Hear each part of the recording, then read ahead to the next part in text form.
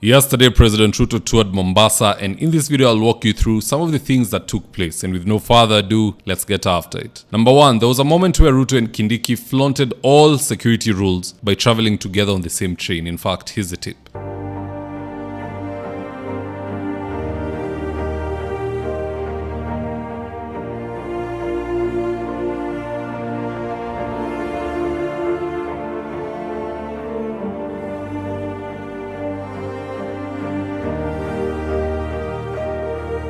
Now, there's a reason why that's dangerous. If that train were to come under attack, or for some reason it veers off the railroad, we'd lose both leaders and we'd have to go all the way down the chain of command just to resurrect Wetangula's career by making him president. It's very reckless, and based on the way this country is operated, I even doubt whether we have a designated survivor during our State of the Nation address. Because anytime the president goes to give his State of the Nation address, the speaker is there, all the MPs are there, all the senators are there, the top police brass, the top military brass, they're all in the National Assembly. If someone was to drop the mother of all bombs on the National Assembly at that time, na hata hatuna designated survivor, because if this is the behavior, we are putting the president and the deputy in one cabin, ati wanaenda mahali pamoja. Let's learn lessons from JFK, and if not JFK, at least try and learn from Charlie Kirk. Anything can happen when you have enemies. It's always best to be safe. It's always best to have a backup plan. Number two, Ruto talks big about austerity measures and then drives around with such a convoy.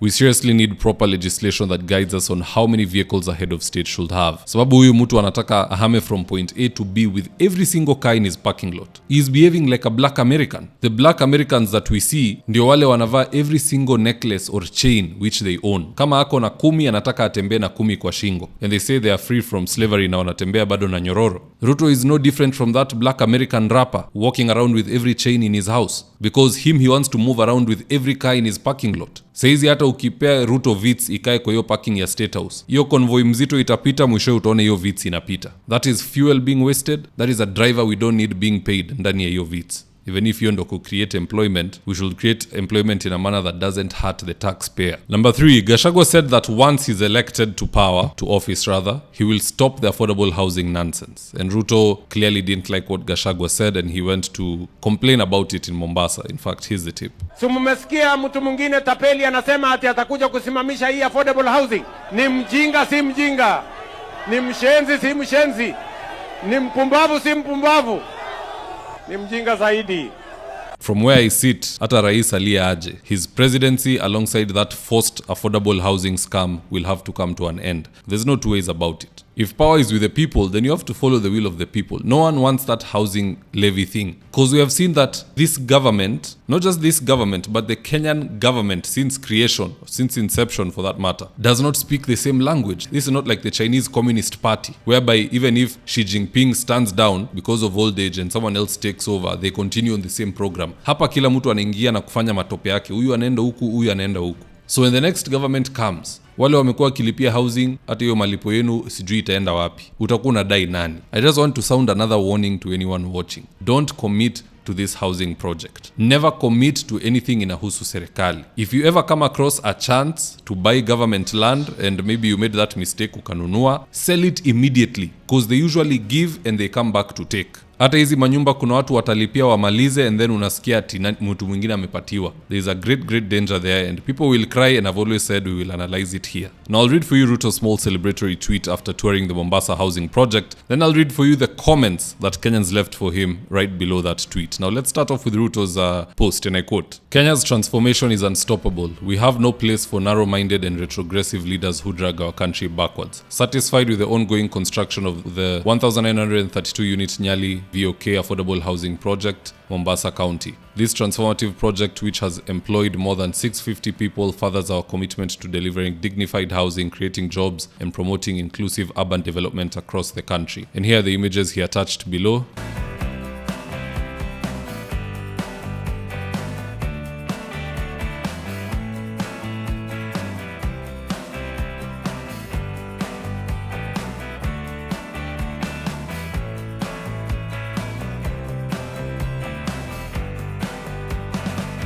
Now here's what Kenyans had to say in response. Seiko Faye said, "Meanwhile, did you know one term has happened in Malawi?" Gituhu Mwangi said, "The fact that you can't address your political nemesis without insulting them shows exactly the type of leader you are, and we have no place for narrow-minded and retrogressive leaders like you." Humble Observer said, "There has never been a garbage president in Kenya. Can't even see your mistake.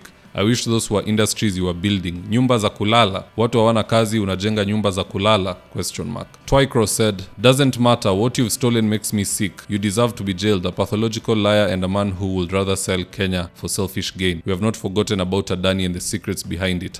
#one term." Cruz said, "F you, you greedy colonial enabler. You must go." EZI said, "You should also show people the hotels you are building inside Kenyan forests from Karura to Ngong to Meru, and the lands you have grabbed in Narok and had those farmers shot to death. Mister, you are not a leader, but just a thug and a conman." Soro said, "Nonsense. Of course you are satisfied because you are the main contractor, supplier of all materials, landlord, and the land is public. Money you're using is tax, and you rob poor Kenyans from their payslips. NKT." And it goes on and on and on and on. That just shows you how no one is interested in this housing levy, or the houses for that matter. But what say you guys? That's just my opinion. Do drop me your comments in the comment section below. I'll do my best to read them and to give you a response. And with that, here's today's ad of the day. If you're in need of electrical wiring, solar installation, or electrical fittings such as strip lights, snake lights, downlighters, or chandeliers, contact Engineer Wycliffe at 0707 476602 and he'll get your house dapped up.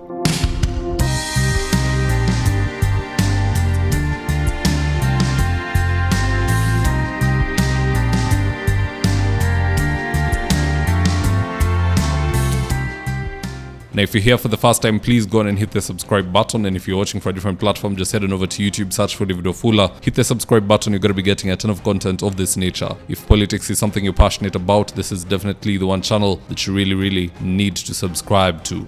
All right, guys, adios.